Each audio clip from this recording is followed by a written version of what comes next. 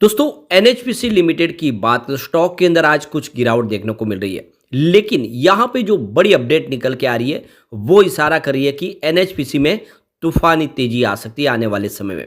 NHPC जो hydro electric power plant के ऊपर काम करने वाली इंडिया की पुरानी और सरकारी कंपनी है। साथ में कंपनी सोलर प्रोजेक्ट भी कर रही है। काफ़ी शानदार इसका बिजनेस है, लेकिन प्राइस बहुत नीचे है। क्या इस लेवल पे खरीदारी करनी चाहिए? तो यहाँ पे जो बड़े फंड हाउस का रुझान है उसको समझेंगे, आखिर इसमें खरीदारी हो रही है या फिर बिकवाली की जा रही है।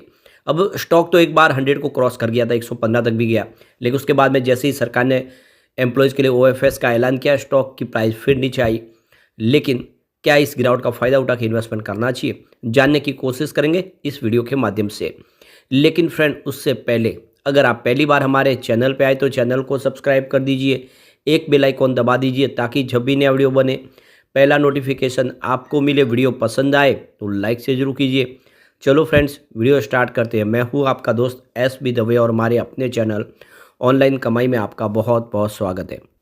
तो सबसे पहले बाजार की बात करें तो इस समय लगभग 1-1:30 बजे के आसपास का टाइम है। बीएसई सेंसेक्स 73,869 के स्तर पर है, जहाँ पे 63 पॉइंट की तेजी है, यानी 0.086% अप पर है बीएसई सेंसेक्स। लेकिन गौर करने वाली बात यह है कि बाजार में आज शुरुआत काफ़ी अच्छी हुई थी, लेकिन ऊपर के लेवल से दबाव देखने को मिल रहा है बाजार में। और भले ही बाजार पॉजिटिव हो, लेकिन ओवरऑल जो मिड कैप देखे तो सारे के सारे आज दबाव में दिखाई दे रहे हैं।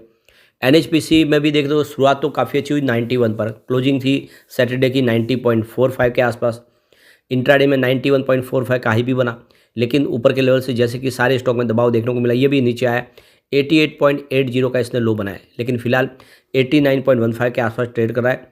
1.44% की गिरावट है। अब इसकी परफॉर्मेंस देखें तो 27 फरवरी को स्टॉक 90.20 के आसपास था, जहाँ पे 2.2% की गिरावट हुई। 28 फरवरी को स्टॉक 88.05 के आसपास आ गया, जहाँ पे 2.4% की फिर से गिरावट हुई। फिर 29 फरवरी को स्टॉक 88.15 के आसपास क्लोजिंग थी, जहाँ पे 0.1% की मामूली सी तेजी थी। 1 मार्च को स्टॉक 89.85 के आसपास क्लोजिंग थी, जहाँ पे 1.9% की तेजी बनी। और 2 मार्च को शनिवार के दिन जब स्पेशल लाइव ट्रेडिंग सेशन शुरू हुआ, उसमें भी इसने पॉजिटिव क्लोजिंग दी है 90.45 के आसपास, जहाँ पे 0.7% की तेजी थी। तो पिछले 3 ट्रेडिंग सेशन से पॉजिटिव क्लोजिंग हो रही थी। आज थोड़ा सा दबाव में स्टॉक दिखाई दे रहा है, और इसके पीछे वजह है कि जो बड़े फंड हाउस है वो वेट एंड वॉच कर रहे हैं इस समय स्टॉक के अंदर अपनी रणनीति बनाने के लिए, और ये वॉल्यूम में भी दिखाई दे रहा है। देख लो कि पिछले 1 महीने पहले इसका 23 करोड़ का वॉल्यूम था, 5 करोड़ की डिलीवरी उठाई गई। 1 वीक पहले 9 करोड़ का वॉल्यूम हुआ, 2 करोड़ की डिलीवरी उठाई गई।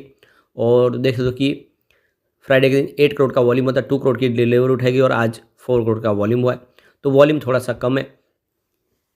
अब यहाँ पे जो बड़ी गुड न्यूज़ निकल के आ रही है, हमारे पीएम नरेंद्र मोदी जी कुछ बड़े प्रोजेक्ट इनोग्रेट करने जा रही है अलग अलग राज्यों के अंदर, जिसका सीधा फायदा NTPC, power grid corporation, NHPC और एसजेवीएन, जो ये सारी पावर्स कंपनियां, इनको फ़ायदा हो सकता है। तो देख सकते हो कि अलग अलग राज्यों में, जिसमें आप देख सकते हो कि तेलंगाना, तमिलनाडु, ओडिशा, वेस्ट बंगाल और बिहार में 4 तारीख से लेकर 6 तारीख, यानी आज से लेकर 6 तारीख तक अलग अलग राज्यों में मोदी जी की रैलियां होगी, और वहां पे बहुत सारे प्रोजेक्ट का ऐलान होगा, जिससे आप समझ सकते हो कि इस सेक्टर में एक तूफानी तेजी की संभावना बन रही है। तो सबसे पहले आदिलाबाद तेलंगाना में 56,000 करोड़ के प्रोजेक्ट का ऐलान होगा। अलग अलग पावर सेगमेंट के प्रोजेक्ट के लिए कंपनी की तरफ से और सरकार की तरफ से बहुत सारी यहाँ पे राहत के द्वार खोले जा रहे हैं। अलग अलग राज्यों में काफ़ी सरकार खर्च कर रही है। पावर सेक्टर के लिए सरकार इस समय बहुत सारा निवेश कर रही है सरकार, और ये जो अनाउंसमेंट होगी इसका फ़ायदा सरकारी कंपनियों को होने वाला है। जो एनर्जी सेक्टर की कंपनियां, उनके शेयरों में तेज़ी की संभावना बनेगी, और एनटीपीसी हो या NHPC, SJVN, JSW energy, power grid, इनको बहुत सारा बेनिफिट होगा। अब यहाँ पे एनएचपीसी लिमिटेड की बात करें तो नए चेयरमैन भी कंपनी को मिल चुके हैं। तो देख सकते हो कि राजेंद्र प्रसाद गोयल आते ही उन्होंने कंपनी का विज़न भी आगे बढ़ा दिया है, और हम समझ सकते हो कि आने वाले समय में इसका बेनिफिट देखने को मिलेगा, और सरकार की जो योजना है उसका फ़ायदा बिल्कुल देखने को मिलेगा। इसके अलावा एक बड़ी अपडेट और निकल के आ रही है। ग्रीन एनर्जी सेक्टर को बूस्ट देने के लिए सरकार ने पॉलिसी के अंदर बदलाव किया है। ग्रीन ओपन एक्सेस रूल्स भी लागू किया। अब दूसरी और भी पॉलिसियों के अंदर बदलाव किए गए, जिसका अब फ़ायदा दिखने को मिल रहा है, और इस सेक्टर में तेज़ी आने लगी है। प्राइवेट प्लेयर भी इसमें एंट्री करने लगे हैं, और 100% एफडीआई की परमिशन मिलने के बाद फॉरेन डायरेक्ट इन्वेस्टमेंट भी आना शुरू हो चुका है। तो ग्रीन एनर्जी सेक्टर में तेज़ी की संभावना अब बनने लगी है। एक बड़ी अपडेट उत्तर प्रदेश से भी निकल के आ रही है। उत्तर प्रदेश सरकार करीब 80,000 करोड़ का खर्च करने जा रही है सोलर एनर्जी के ऊपर और अपनी कैपेसिटी को तेज़ी से बढ़ाना चाहती है। तो जो टारगेट सेट किया है यूपी गवर्नमेंट ने, करीब 22,000 मेगावाट की बिजली का निर्माण करना है सोलर एनर्जी के माध्यम से 2027 तक। और इसके लिए कंपनी करीब देख लो सरकार 80,000 करोड़ का खर्च करेगी। तो सरकार सोलर पार्क और सोलर प्लांट लगाने की तैयारी शुरू कर चुकी है। तो सरकार चाहती है कि इस सेक्टर से संबंधित जो कंपनियां वो निवेश करें यूपी में और आने वाले समय में सोलर प्लांट और सोलर पार्क के माध्यम से बिजली का निर्माण शुरू किया जाए। साथ में सरकार सोलर रूफटॉप भी लगाना चाहती है। तो इसमें आप देख लो कि 15 इंडस्ट्रियल एरिया जैसे इसमें कानपुर, गाजियाबाद, लखनऊ, ग्रेटर नोएडा, यहाँ पर भी रूफटॉप सोलर प्रोजेक्ट भी लगाने की तैयारी शुरू कर चुकी है। तो यहाँ पे यूपी के अंदर जो निवेश की जो संभावना बन रही है उसका सीधा फायदा एनएचपीसी को हो सकता है, क्योंकि कंपनी सोलर एनर्जी के प्रोजेक्ट कर रही है और ऐसे में इसका बेनिफिट मिल सकता है। ये भी एक सरकारी कंपनी है। एक बड़ी अपडेट और निकल के आ रही है। सोलर रूफटॉप की इंस्टॉल कैपेसिटी 1.7 गीगावाट तक पहुंच चुकी है 2023 के दरमियान। तो देख सकते हो कि लगातार इसमें तेज़ी से वृद्धि हो रही है।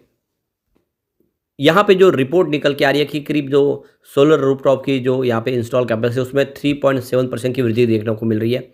और देख सकते हो कि लगातार कमर्शियल हो या फिर कंज्यूमर के माध्यम से सोलर एनर्जी का इस्तेमाल किया जा रहा है और इस वजह से देख सकते हो कि आने वाले समय इस सेक्टर में तेज़ी की संभावना बढ़ती हुई दिखाई दे रही है। तो ये सारी जो अपडेट है इशारा कर रही है कि एनएचपीसी में तूफानी तेज़ी आ सकती है आने वाले समय में। वैसे कंपनी का बिजनेस भी काफ़ी अच्छा है।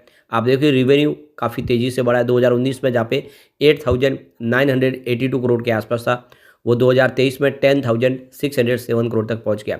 यानी पिछले 3-4 सालों में इस समय रेवेन्यू सबसे अच्छा है। ये बहुत बड़ी बात है। जबकि इस समय ये रिजल्ट थोड़ा कमज़ोर रहा बाढ़ आने की वजह से। बाढ़ में उनके 3 प्लांट बंद रहे। नेट प्रॉफिट लगातार बढ़ रहा है। 2019 में जहाँ पे 2,830 करोड़ के आसपास था, वो 2023 आते आते 4,239 करोड़ तक पहुँच गया और हर साल प्रॉफिट बढ़ रहा है। यानी बिल्कुल शानदार तरीके से बिजनेस बढ़ रहा है। इसका ईपीएस भी ठीक है। 2019 में जहाँ पे 2.54 रुपीज़ के आसपास था, जो 2023 में 3.87 रुपीज़ तक पहुँच गया। वैसे 2022 इसके लिए काफ़ी अच्छा था, 4.71 रुपीज़ के आसपास था। अब चलते हैं कुछ बड़ी डील की तरफ, जो डील इशारा करिए कि आगे की क्या संभावना बन सकती है। तो सुबह 10:01 पर 88.95 की प्राइस से 4,94,000 शेयरों की बिकवाली हुई। तो फिर 10:04 पर 89.05 की प्राइस से 2,48,000 शेयरों की खरीदारी हुई। फिर 10:16 पर 89.45 की प्राइस से 2,22,000 शेयरों की खरीदारी और हुई। फिर 11:04 पर 88.85 की प्राइस से 1,97,000 शेयरों की बिकवाली हुई। तो फिर 11:14 पर 89.05 की प्राइस से 2,36,000 शेयरों की खरीदारी हुई। फिर 11:32 पर 89.05 की प्राइस से 2,46,000 शेयरों की एक बड़ी खरीदारी और हुई। फिर 11:37 पर 89.10 की प्राइस से 2,22,000 शेयरों की बिकवाली हुई। तो फिर 11:52 पर 89.15 की प्राइस से 2,01,000 शेयरों की खरीदारी हुई। तो दोनों तरफ का माहौल बना हुआ है, खरीदारी भी हो रही है उतनी ही और सामने बिकवाली भी हो रही है। तो डरने की कोई बात नहीं, आप निवेश को रख सकते बना के। ये आने वाले समय आपको डेफिनेटली कई गुना रिटर्न देने की ताकत रखता है। यहाँ पे कम्युनिटी सेंटीमेंट भी स्टॉक के साथ बना हुआ है। 83% बाय की कॉल है, 0% सेल की कॉल है, 17% होल्ड की कॉल है। यानी आप देखो कि 100 में से 100% लोग इसको लेना पसंद कर रहे हैं। एक बार पिवट लेवल को भी चेक कर ले तो यहाँ से अगर गिरावट होती है तो 86 का पहला सपोर्ट है, ये टूटा तो 82 तक स्टॉक जाता हुआ दिखाई देगा। गिरावट और जारी रही तो 78 तक जाने की संभावना है। पॉजिटिव माहौल बना तो 94 का फर्स्ट रेजिस्टेंस है, इसको पार करते ही 98 तक स्टॉक जाएगा। और तीसरा जो रेजिस्टेंस है 102 के आसपास है। एक बार 100 को क्रॉस कर गया तो फिर नई तेजी के साथ स्टॉक आगे बढ़ेगा। तो लॉन्ग टर्म इन्वेस्टर के लिए अच्छा मौका है, खरीदारी करें। ये कंपनी बहुत मजबूत है। लेकिन फ्रेंड, कोई भी इन्वेस्टमेंट करने से पहले अपने फाइनेंशियल एडवाइजर से बड़े ले ले या अपना खुद का रिसर्च करें, क्योंकि मैंने वीडियो आपके एजुकेशनल पर्पज़ के लिए ही बनाया। वीडियो पसंद आए तो लाइक से जरूर कीजिए और चैनल को सब्सक्राइब कर दीजिए। Thank you friends.